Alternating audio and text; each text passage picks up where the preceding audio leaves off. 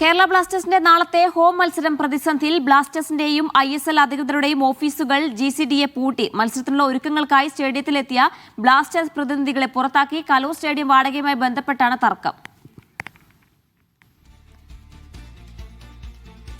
നിതിൻ സേവ്യറുടെ വിശദാംശങ്ങൾ നൽകാനായി. നിതിൻ, എന്താണ് സംഭവിച്ചത്? നാളത്തെ മത്സരത്തിന്റെ കാര്യത്തിൽ എന്താണ് തീരുമാനം?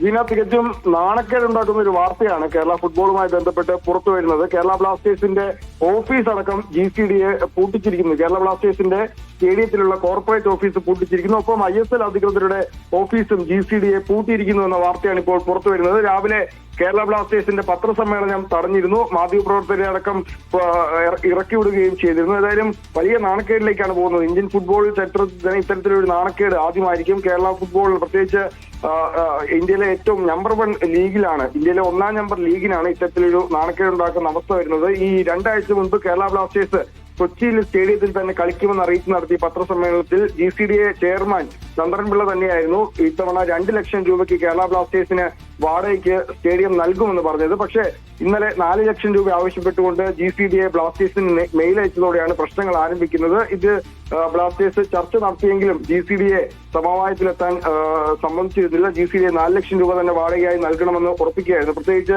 വലിയ സാമ്പത്തിക പ്രതിസന്ധി കൂടി ISL ക്ലബ്ബുകൾക്ക് നിലനിൽക്കുന്നൊരു സമയമാണ്. അപ്പോൾ ഇത്രയും തുക കൊടുത്ത് കളിക്കാനാവില്ല എന്നാണ് ബ്ലാസ്റ്റേഴ്സ് പറയുന്നത്. അതുകൊണ്ട് നേരത്തെ കോഴിക്കോട് സ്റ്റേഡിയത്തിൽ കളിക്കാനായി ബ്ലാസ്റ്റേഴ്സ് തീരുമാനിച്ചിരുന്നു. പക്ഷേ GCD തന്നെയാണ് ചർച്ചകൾക്ക് മുൻകൈ എടുത്ത് കൊച്ചിയിൽ തന്നെ കളിപ്പിക്കാനുള്ള തീരുമാനം ബ്ലാസ്റ്റേഴ്സിനെ കൊണ്ട് എടുപ്പിച്ചത്. പക്ഷേ ആ GCDയെ തന്നെ അവസാന നിമിഷം വാക്കുമാറുന്നു.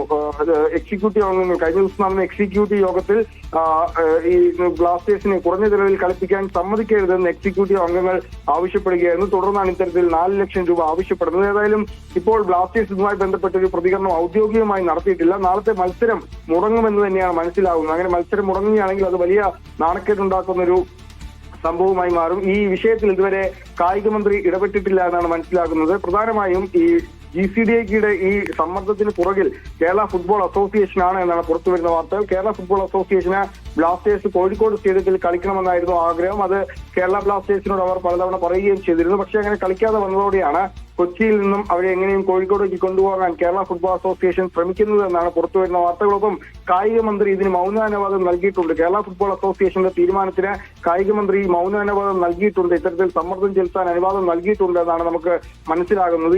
ഈ വലിയ തോതിലുള്ള നാണക്കേട് നാളത്തെ മത്സരം നടന്നില്ലെങ്കിൽ, നാളെ മത്സരം നടക്കുമോ എന്ന കാര്യത്തിൽ ഇതുവരെ ഉറപ്പായിട്ടില്ല. മുംബൈ സിറ്റി FC അടക്കമുള്ള മുംബൈ സിറ്റി FCയുമായാണ് നാളെ മത്സരം നടക്കേണ്ടത്. ടീമും പരിശീലകരുമൊക്കെ കൊച്ചിയിൽ എത്തിയിട്ടുണ്ട്. അവരിന്ന് പരിശീലനം നടത്തുകയും ചെയ്തിരുന്നു. ഏതെങ്കിലും സാഹചര്യത്തിൽ മത്സരം നടക്കാതെ വന്നാൽ കേരള ബ്ലാസ്റ്റേഴ്സിന് പുതിയ ഹോം സ്റ്റേഡിയം കണ്ടെത്തേണ്ടി വരും. ഒരുപക്ഷെ കേരളം വിടുന്ന ഒരു സാഹചര്യത്തിലടക്കം ഈ ബ്ലാസ്റ്റേഴ്സിനെ അത് കൊണ്ടുചെന്ന് എത്തിക്കുകയും ചെയ്യും. ഏതായാലും ഒരു തീരുമാനം ബ്ലാസ്റ്റേഴ്സുമായി ഇന്ന് രാവിലെയും GCDയെ ചർച്ച നടത്തിയിരുന്നു. പക്ഷേ ഒരു തീരുമാനത്തിലേക്ക് ഇതുവരെ എത്തിയിട്ടില്ല. അവസാന നിമിഷമാണ് ഇത്തരത്തിൽ GCDയെ വാക്കുമാറുന്നത്. നേരത്തെ ഒരു വാക്കാൽ കരാറായിരുന്നു ഉണ്ടായിരുന്നത്, എഗ്രിമെന്റ് ഇല്ലായിരുന്നു. അതുകൊണ്ട് തന്നെയാണ് ഇങ്ങനെ അവസാന നിമിഷം വലിയ സമ്മർദ്ദം ചെലുത്താൻ GCDയെ ശ്രമിക്കുന്നത്. ഏതായാലും മത്സരം നടക്കില്ല എന്ന കാര്യം തന്നെയാണ് നിലവിൽ ബ്ലാസ്റ്റേഴ്സ് അധികൃതരിൽ നിന്ന് നമ്മൾ മനസ്സിലാക്കുന്നത്. ശരി നിതിൻ, ഏതായാലും നാണക്കേടുണ്ടാക്കുന്ന ഒരു സംഭവമാണ്. ബ്ലാസ്റ്റേഴ്സ് അംഗങ്ങളെയും ഇറക്കിവിട്ട് ഓഫീസും പൂട്ടി. നാളെ നടക്കുന്ന മത്സരത്തിന്റെ കാര്യത്തിൽ ഒരു തീരുമാനമായിട്ടില്ല. മത്സരം നടക്കാനുള്ള സാധ്യത കുറവാണെന്നാണ് റിപ്പോർട്ട്. നിതിൻ സേവ്യറാണ് കൊച്ചിയിൽ നിന്ന് വിശദാംശങ്ങൾ നൽകിയത്.